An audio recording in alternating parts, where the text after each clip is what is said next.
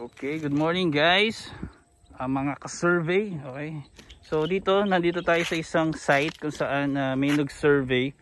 So actually they used RTK equipment, no? Galing, first time ko nakakita ng ganong equipment.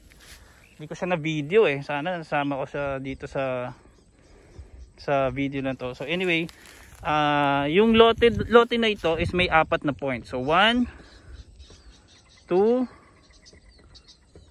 3, 4. Ayun, 4. Okay. So ngayon, ito nasa subdivision kasi itong lot na to. So ito meron siyang existing na moon. Okay, itong moon nilagay ito na subdivision. Then isa doon. Then yung dalawa wala. So ni-relocate siya. So kumuha sila ng geodetic para i-relocate o re-establish yung or recheck yung mga muon natin. So dito makikita nyo yung muon na ito meron siyang sentro. So nung chinek nila to, tamang tama yung rod, yung parang pinaka rod niya. Okay, so yung RTK kasi meron nag-setup siya ng isang equipment doon dito, nag-setup siya dito. Then siguro in-input nila yung coordinates, yung pinaka-reference coordinates, then yung coordinates nitong lote na to. Then meron siyang rod na tinututok, hinahanap kung saan yung point. So pag nag-0, 0 yung coordinates doon, ibig sabihin yun na yung pinaka sentro niya, pinaka puntos niya. So dito ang galing nga, unlike yung sa total station, talagang sisilipin mo pa, yun talagang hinahanap na lang niya, tinututok niya yung red. Okay, syempre dapat level siya. Then pag nag-0 yung reading doon, yun na yung puntos niya. So ito yung pinaka puntos niya. So tama itong muon na to. Then punta tayo sa second muon.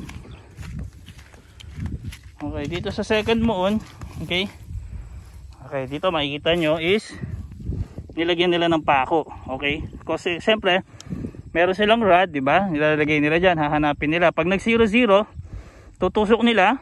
Okay, then yung isang tao niya maglalagay ngayon, magbabaon ng muon. Okay, remember pag nagsa-survey, if kaya nyo pumunta sa mga engineer, makita yung ginagawa nila para ma-check nyo din kung, kasi ang iba nilalagay nila yung muon, pagkalagay ng muon proceed sila doon, hindi nila na-double check kung tumatama yung sentro ng muon doon sa pinakapuntos. So assuming wala to at itong muon lang, ang magiging reference mo ngayon ito, sentro, which is mali pala, dapat nandoon. So better pagka-identify nung puntos using yung rod na hawak niya, then ilalagay itong muon, then i-secure na hindi gumagalaw yung muon, then i-double check ulit yan, sisilipin ulit yan, itututok ulit yung rod. Pag nag 0, 0, pupuntosan yan dapat. Then pwede lagyan ng ito, pwede lagyan ng ganito, para sa contractor o sa mga engineer na mag-handle, hindi na sila manghuhula kung saan dito, o kung dito nila nilagay yung boundary, may error na sila. Tama? Punta tayo dun sa third puntos. So kaya pag nagpa-survey kayo, for example subdivision, no, contractor kayo, then nagpa-survey kayo, i-relocate yung mga puntos. So make sure nandun kayo, then make sure na yung ilalagay nila yung exact location ng puntos. Like ito, ang layo sa sentro, di ba? Then ang layo sa sentro, then kung ikaw engineer, kumbaga nagtiwala ka sa survey na sentro, so ngayon kaka-error ka na. Lalong-lalo na sa eskwela, sa paggawa ng grid lines, di ba? So timo, nandun pala yung pinakapuntos niya. Wala siya dito sa sentro. So napaka-importante nito. Pagkalagay ng moon, itutok ulit yung RTK, yung rod. Then hanapin ulit kung saan yung 00. Then lagyan ng puntos. Pag medyo malayo, i-move mo to. Ilalagay mo doon para pumasok yung pako. Okay. Then ito namang last na nilagyan nila. Ito is subdivision ang naglagay nito dati. So matagal na to. Yung isa doon, which is tumama doon sa sentro, dito hindi. So may error din siya. So dito, nandito na siya sa pinakagilid. Okay, so ito sinilipan ulit, then nilagay yung puntos. So dito siya pumapasok ngayon. So ngayon, sa contractor, napakadali na lang to kasi o-offset ka lang dyan, o pwede mong bataan na lang din talaga yan.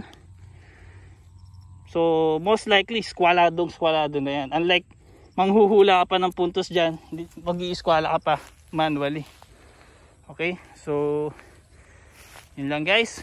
Thank you.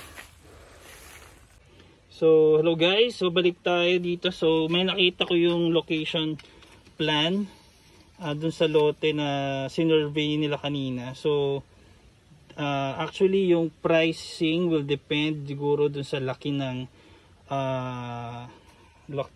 location, laki ng lote, tsaka yung location nya. So this one is 150 square meter.